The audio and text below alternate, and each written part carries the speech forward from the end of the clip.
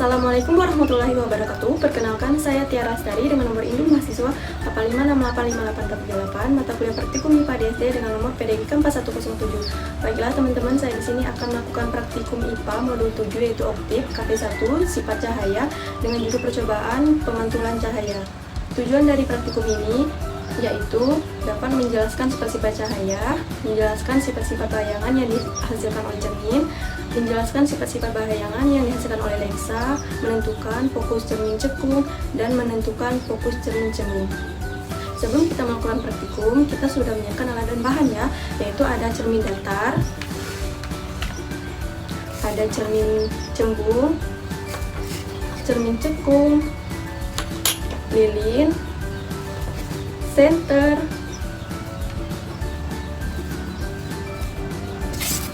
celah cahaya, busur, dan layar.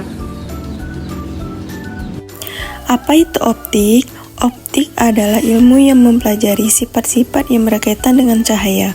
Cahaya sendiri merupakan bagian dari gelombang elektromagnetik yang memungkinkan kita melihat benda dan keindahan alam. Langkah percobaan yang pertama, pemantulan cahaya pada cermin datar. Susunlah lampu senter dan celah cahaya di depan cermin datar. Kemudian nyalakan lampu senter dan amati jalannya berkas cahaya.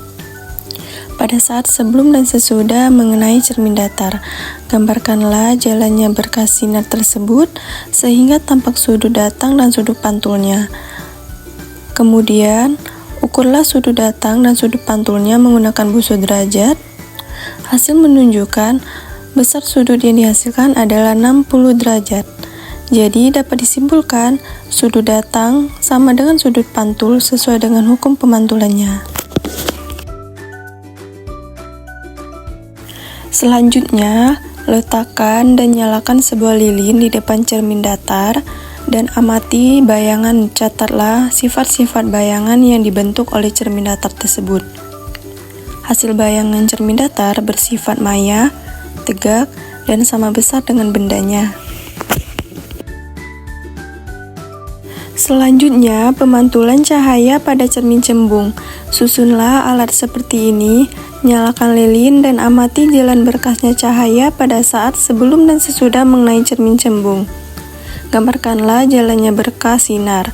Catatlah sifat-sifat bayangan yang dibentuk oleh cermin cembung.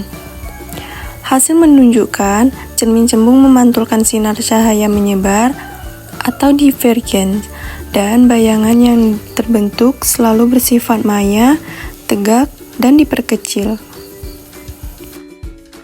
Selanjutnya, pemantulan cahaya pada cermin cekung. Pertama, susunlah alat seperti susunan alat berikut. Kemudian, nyalakan lilin dan amati jalannya berkas cahaya sebelum dan sesudah mengenai cermin cekung.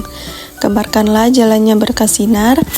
Catatlah sifat bayangan yang dibentuk oleh cermin cekung tersebut. Aturlah jarak benda dan jarak layar agar pada layar tersebut bayangan jelas dan tajam. Ukur jarak benda dan jarak bayangan hasil menunjukkan bayangan terbentuk nyata pada layar. Bayangan bersifat nyata dan terbalik. Kemudian geser benda menjauhi cermin cekung, amati pada jarak tertentu. Bayangan benda akan menghilang. Ukur jarak benda dari cermin cekung dan ukur jarak bayangan yang dihasilkan. Pada jarak 15 cm, panjang bayangan benda adalah 5 cm. Pada jarak 20 cm, panjang bayangan benda adalah 3 cm.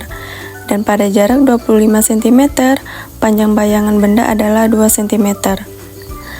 Hasil menunjukkan semakin jauh pada benda dari cermin cekung, maka akan semakin kecil bayangan yang dihasilkan.